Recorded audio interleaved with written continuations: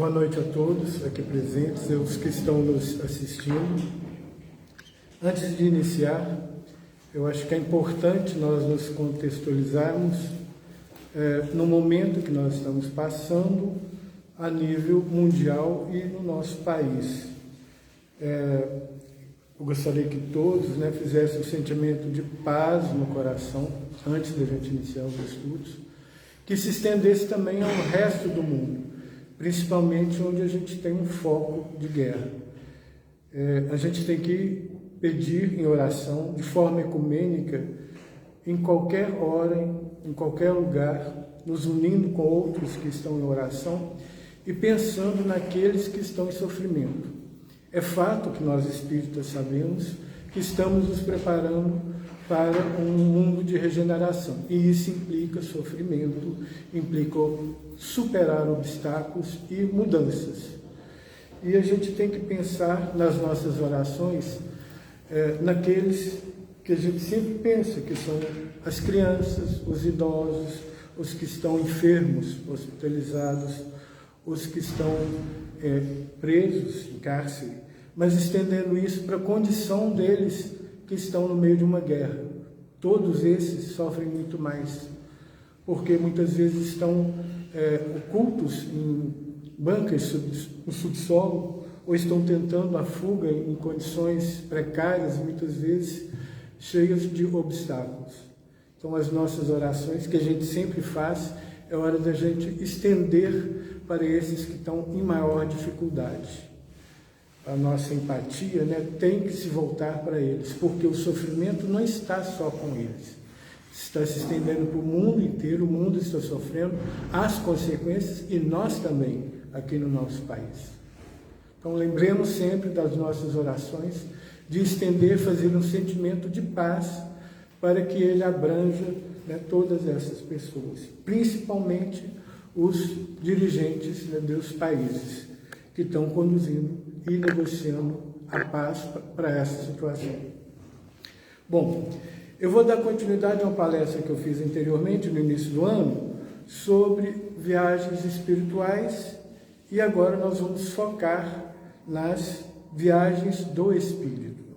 Antes eu coloquei na questão material, nas viagens que a gente pode fazer no nosso mundo, e agora nós vamos tratar dos sonhos e das viagens astrais. Para iniciar, fazer uma introdução, eu vou me recorrer a uma leitura do Livro dos Espíritos, para que todo mundo fique equalizado com o tema, e tenha alguma informação básica. No Livro dos Espíritos, na segunda parte e no capítulo 8, tem uma descrição sobre a emancipação da alma. E algumas perguntas são feitas. A número 401 é: durante o sono, a alma repousa igual ao corpo? A resposta dos espíritos: não, o espírito não está jamais inativo. Durante o sono, os laços que o unem ao corpo relaxam e o corpo não necessita do espírito. Então, ele percorre o espaço e entra em relação mais direta com outros espíritos, sejam encarnados ou desencarnados. A pergunta número 402 complementa: como podemos apreciar a liberdade do espírito durante o sono? Pelos sonhos, enquanto o corpo repousa, o espírito dispõe de mais faculdades do que na vigília. Tem o conhecimento do passado e, algumas vezes, a previsão do futuro. Adquire maior energia e pode entrar em comunicação com outros espíritos, seja neste mundo, seja em outro. Muitas vezes dizemos: tive um sonho bizarro, um sonho horrível, mas que não tem nada de verossímil. Nós nos enganamos nesse caso, por frequentemente uma vaga lembrança dos lugares e das coisas que nós vimos, ou tivemos em outra existência ou em outro momento. Estando em nosso corpo entorpecido, o espírito esforça-se por quebrar seus grilhões. procurando no passado e no futuro. O sonho é a lembrança do que nosso espírito viu durante o sono. Notemos, porém, que não sonhamos sempre, porque não recordemos sempre do que nós vimos, ou de tudo o que nós vimos. Nossa alma não está em pleno desdobramento. Não é muitas vezes senão a lembrança de uma perturbação que acompanha a nossa ida e volta do sono, a qual se junta o que nós fizemos ou o que nos preocupou no estado de vigília durante o dia. Sem isso, como nós explicaríamos esses sonhos absurdos que têm os sábios, assim como os mais simples? Os maus espíritos também se servem de sonhos para atormentar as almas fracas e pusilânimes.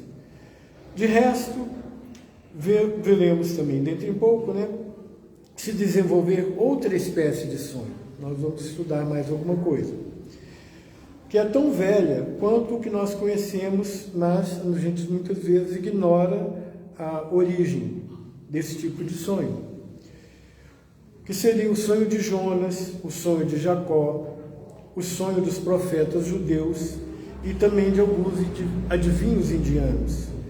Esses sonhos são lembranças da alma inteiramente desligada do corpo. A lembrança dessa segunda vida, do que sempre nós temos falado no Espiritismo.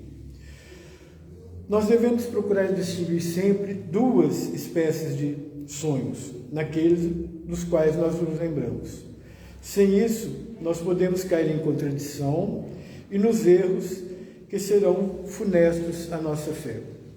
Ou seja, mesmo nos nossos sonhos, por mais lúcidos que eles sejam, a gente tem que ter discernimento.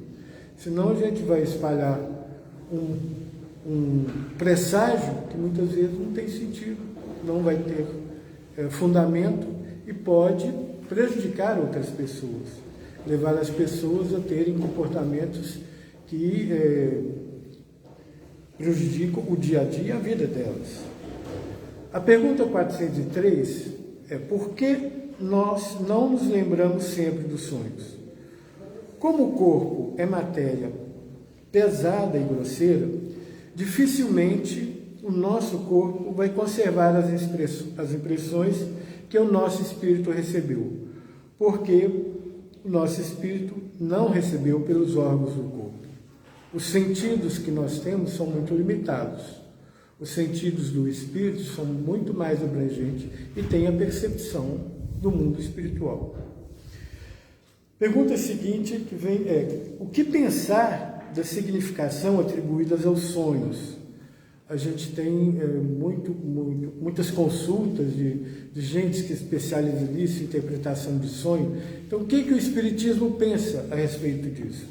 E os Espíritos vêm nos esclarecer.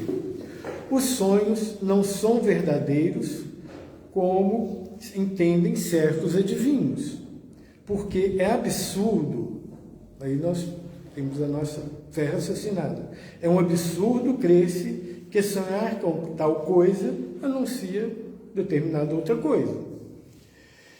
Eles são verdadeiros no sentido que apresentam imagens reais para o espírito, mas que frequentemente não têm relação com o que se passa na vida corporal. Muitas vezes, também como nós dissemos, isso os espíritos já dizem, é uma vaga lembrança e pode ser, enfim, algumas vezes, um pressentimento do futuro, se Deus o permitir, ou a visão do que se passa nesse momento em outro lugar, aonde, pode ter outra pessoa e a nossa alma se transporta para comunicar com ela. Não tendes numerosos exemplos de pessoas que aparecem em sonho e vêm advertir seus parentes ou seus amigos do que lhes acontece? Provavelmente algumas pessoas aqui presentes já devem ter tido fatos, se não próprios, da própria família, em que isso aconteceu. Quem são essas aparições senão a alma ou o espírito dessas pessoas que vêm comunicar-se com o vosso. Quando estáis certos de aquilo que vistes realmente se deu, não é prova de que a imagem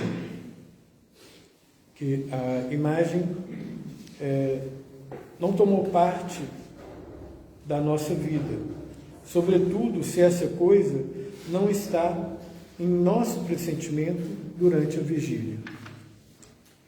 Bom, a Gênese, também escrita por Allan Kardec, no capítulo 14, faz uma abordagem quando se fala a respeito de fluidos.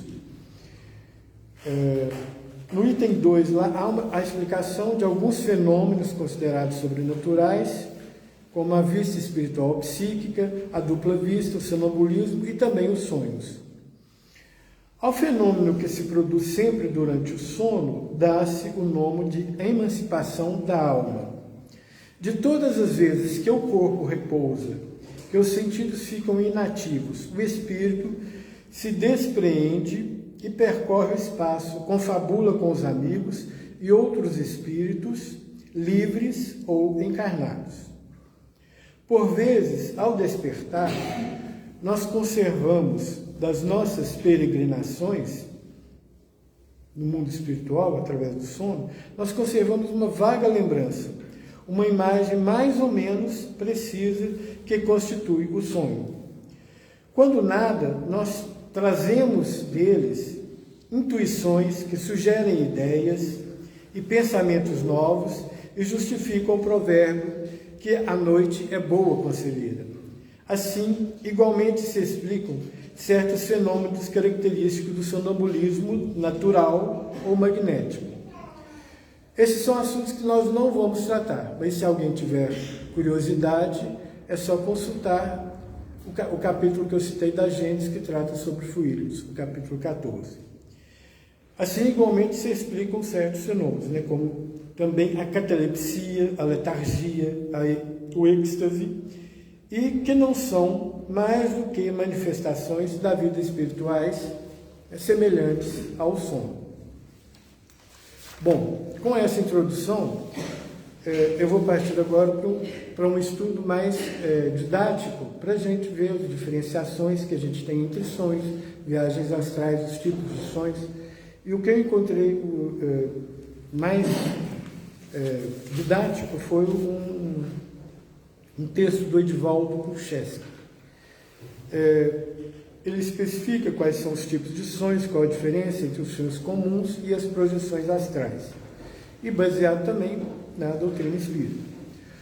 O desprendimento do espírito encarnado, que lhe possibilita um afastamento momentâneo do corpo físico, é chamado, na doutrina espírita, de emancipação da alma, como a gente viu há pouco na Gênese, e também no Livro dos Espíritos. Nesse estado, o espírito se projeta para fora do corpo físico, que é denso, e os laços energéticos ficam mais tênues e flexíveis, e o corpo astral age com maior liberdade. Todo mundo, acho que quem tem conhecimento da doutrina espírita, sabe que o corpo não se desprende totalmente. Existe um cordão fluídico que ainda permanece ligado ao corpo, mas o corpo fica com uma determinada liberdade para o espírito poder, como eu diria, vagar, E, na realidade, ele tem destinos e projeções e planejamentos próprios. Muitas vezes a gente pode até querer que a gente vá dormir, ter sonhos, comunicar com determinada pessoa, em determinado lugar, tudo, mas o espírito vai se desprender da matéria e não vai ter as mesmas intenções que a gente estava pretendendo antes de dormir. Então, o planejamento do espírito é diferente do que a gente tem na nossa inteligência durante a vigília. O sono é um estado no qual as atividades físicas motoras e sensoriais cessam. O ato de dormir, que consome 1/3 de nossas vidas, oferece não só propriedades restauradoras à organização física, mas também oportunidades de enriquecimento espiritual através das experiências vivenciadas enquanto dormimos. A lembrança desses fatos ocorridos durante o sono é o que chamamos de sonhos. que de forma geral não representa apenas uma fantasia na nossa mente, como muitos pensam. A ciência oficial, ao analisar somente os aspectos fisiológicos das atividades relacionadas aos sonhos, ainda não conseguiu conceituar clara e objetivamente tanto o sono como os sonhos. Tem vários estudos, mas nenhum deles tem conclusões absolutas. Podem ter divergências entre um estudo ou outro. Sem considerar a emancipação da alma e sem conhecer as propriedades e funções do perispírito, fica realmente difícil explicar a variedade das manifestações que ocorrem durante o repouso do corpo físico. Um psiquiatra famoso do início do século passado, Sigmund Freud, que foi o precursor dos estudos mais avançados nessa área, julgava que os instintos, quando reprimidos, tendem a se manifestar, e uma das formas de manifestação seria por meio dos sonhos. Através da codificação espírita, sobretudo no que nós vimos na introdução, Kardec analisou a emancipação da alma e os sonhos em seus aspectos fisiológicos e espirituais, tecendo comentários muito importantes a respeito deles, tais como: o sono liberta a alma do corpo parcialmente. O espírito jamais está inativo. Os sonhos representam a lembrança do passado e, às vezes, a previsão do futuro. Adquire-se mais liberdade de ação, delimitada pelo grau de exteriorização. Esclarece também que podemos entrar em contato com outros espíritos, encarnados ou desencarnados, e explica que algumas pessoas, enquanto dormem, procuram espíritos que lhes são superiores. Estudam, trabalham, recebem orientações e pedem conselhos. Isso tudo nós fazemos. Entretanto, outros, e até nós mesmos, procuramos a companhia de espíritos perturbados, dependendo do nosso momento, com os quais iremos aos lugares aos quais nós e eles nos afinizamos. Bom, didaticamente, esse autor classifica os sonhos no livro Estudando... é outro autor agora, o Martins Peralta.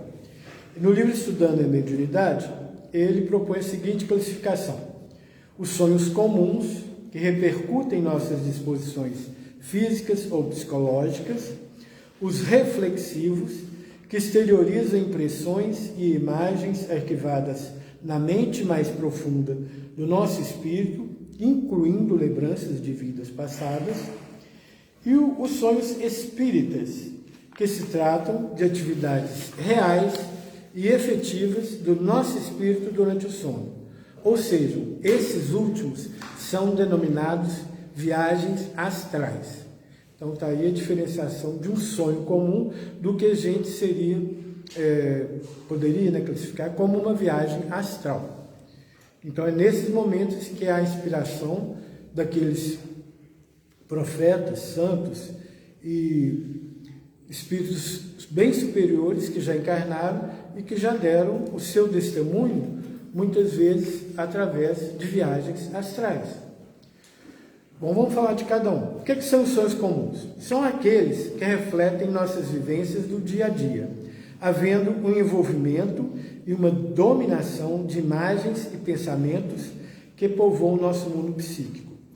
Desligando-se parcialmente do corpo, o espírito se vê envolvido pela onda de imagens e pensamentos da nossa própria mente, sejam as que nos são afins ou do mundo exterior, uma vez que nós vivemos e nos movimentamos em um turbilhão de energias e ondas que vibram sem cessar. Os sonhos comuns são muito frequentes em virtude da nossa condição espiritual, e neles quase não há exteriorização perispiritual, duas palavras difíceis. São puramente cerebrais, simples repercussão de nossas disposições físicas ou preocupações morais. Podem ser desejos reprimidos, além de refletirem impressões e imagens arquivadas no cérebro durante a vigília do dia, ou seja, vivências ocorridas naquele dia ou quando acordamos. Em um sonho comum, o espírito flutua na atmosfera sem se afastar muito do corpo. Ele mergulha, por assim dizer, no oceano de pensamentos e imagens que povoam sua memória, trazendo impressões confusas, estranhas visões, inexplicáveis sonhos, muitas vezes simbólicos. Essas lembranças, assim como nos sonhos reflexivos, também estão arquivadas na mente do espírito, porém na superfície da memória recente. O que são os sonhos reflexivos? Neles, há maior exteriorização da alma do que nos sonhos comuns. Caracterizam-se nessa categoria os sonhos nos quais a alma, ao abandonar o corpo físico, percebe as impressões e imagens arquivadas no subconsciente, inconsciente e no superconsciente. São conceitos da psicologia. E que estão gravadas na organização perispiritual. Tal registro é possível de ser realizado em virtude da projeção do corpo astral, que é o perispírito, como nós denominamos na doutrina, que coloca o espírito diante de fatos e paisagens remotos, desta ou de outras existências, ocorrências de séculos e milênios estão gravadas indelevelmente em nossa memória, estratificando-se em camadas superpostas das nossas várias reencarnações. Então, tudo isso pode ser puxado lá nos nossos sonhos. Não significa que a gente vai lembrar de muita coisa, mas a gente vai dar um passeio pelas nossas outras reencarnações. A modificação vibratória ocorrida pela liberdade que o espírito passa a gozar no sono o faz se relacionar com acontecimentos e cenas de eras distantes, de mundos distantes, que não são aqui na Terra, e que vêm à tona na forma de sonho. Os mentores espirituais poderão reviver acontecimentos de outras vidas para que as lembranças tragam esclarecimentos, lições ou advertências. Já os espíritos obsessores, é o cuidado que a gente deve ter na hora de interpretar, motivam tais recordações com a finalidade de nos perseguirem, causando-nos medo, desânimo, humilhação e até mesmo a fim de nos hipnotizar, desviando-nos dos objetivos benéficos da atual existência. Então é muito bom que a gente faça uma preparação antes de dormir para saber com quem a gente vai encontrar, porque a gente pode encontrar bons e maus espíritos, e o reflexo disso a gente vai ter ao acordar. É muito fácil a gente observar qual foi o nosso caminho durante o sono. E é interessante, nós não vamos abordar isso aqui, mas a influência de outras pessoas, inclusive que conseguem hipnotizar, colocar pessoas em estado de sonambulismo, pode também levar as pessoas que são suscetíveis, né, a ter influências de bons e maus espíritos. Então é muito bom, importante a gente lembrar de ter cuidado quando a gente for se relacionar com pessoas desse tipo, que elas podem prejudicar muito o nosso sentimento sem a gente saber. Bom, geralmente os sonhos reflexivos são imprecisos, desconexos e frequentemente interrompidos por cenas e paisagens inteiramente estranhas, sem o mais elementar sentido de ordem e sequência. Ao despertar, nós guardamos uma recordação apenas, uma vaga lembrança. Finalmente, os sonhos espíritos ou projeção astral são aqueles onde existe uma exteriorização mais ampla do perispírito.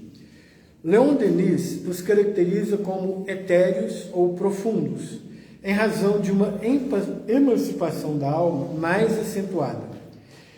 Desprendido do corpo, o espírito exerce uma atividade real e efetiva, encontrando-se com parentes, amigos, instrutores e também com inimigo desta ou de outras existências. Nessas projeções ou viagens astrais, devemos considerar a lei da afinidade. A gente sempre vai procurar e se encontrar com espíritos que têm afinidade conosco. E nós devemos nos lembrar que os mentores e guias também têm afinidade. É esse que nós devemos buscar. Nossa condição espiritual ou grau evolutivo é que determinará a qualidade de nossas experiências, as companhias espirituais que procuraremos e os ambientes nos quais permaneceremos enquanto o nosso corpo repousa. Dessa forma, um religioso sincero buscará um templo, um viciado procurará os antros de perturbação, um abnegado do bem irá ao encontro dos necessitados para prestar auxílio fraternal, e um interessado em aproveitar bem sua encarnação buscará instrutores devotados para ouvir conselhos, esclarecimentos e instruções que lhe proporcionarão conforto, estímulo e fortalecimento de sua fé. Então, o norte está bem claro, né? E se nós nos entregarmos a espíritos obsessores e vibrarmos em sintonia com eles quando formos dormir, nós estaremos criando a possibilidade de um processo obsessivo. Então, é muito importante tomarmos cuidados na hora da preparação para o sono. Entretanto, a maioria, infelizmente, se vale do repouso noturno para sair à caça de emoções frívolas ou menos elevadas. O sonho é a lembrança do que o espírito viu durante o sono, mas nem sempre nos lembramos de tudo o que vimos, pois não refletimos ainda em nossa alma todo o seu potencial. Na questão 403 do Livro dos Espíritos, tem a seguinte pergunta: por que não nos lembramos sempre dos sonhos? Nós chegamos a ver. Não é o que tu chamas de sono só ao repouso do corpo, porque o espírito está sempre em movimento. Aí ele recobra um pouco de sua liberdade e se corresponde com aqueles que lhe são caros, seja neste mundo, seja em outros. Mas como o corpo é matéria pesada e grosseira, dificilmente nós conservaremos as impressões que nós recebemos como espírito, porque nós não percebemos pelos órgãos do corpo, sim pela sensibilidade que nós temos como espírito. Frequentemente surge uma dúvida sobre a razão de raramente nos lembrarmos de nossos sonhos. Será que isso ocorre porque não sonhamos? Não. As pessoas não lembram dos sonhos porque os acontecimentos vividos ou lembrados durante o sono não foram registrados no cérebro físico. Foram registrados apenas no perispírito. Agora, se recordemos dos detalhes dos sonhos, é porque tivemos predisposição cerebral para os registros. Portanto, o fato de não lembrarmos dos sonhos não significa que não tenhamos sonhado ou tido alguma experiência no plano espiritual. No livro Mecanismo da Mediunidade de André Luiz, ele nos diz que quanto mais inferiorizado, mais o homem terá dificuldade para se emancipar espiritualmente. Como ocorre com o animal de evolução superior, o desdobramento da individualidade no homem de evolução positivamente inferior, por meio do sono, é quase um estágio de mero refazimento físico, para renovar as energias. Em ambos os casos, ocorre a projeção astral, porém de forma totalmente inconsciente. Bom, para finalizarmos, vamos falar um pouco sobre a lei das afinidades. Existem leis de afinidade que respondem pelas aglutinações sociais, morais e intelectuais, reunindo os seres conforme os padrões e valores. Nós chegamos a abordar que a gente procura afins, quando a gente está no sono. Então, durante o repouso noturno, estaremos nos emancipando espiritualmente, vivenciando cenas e realizando tarefas afins.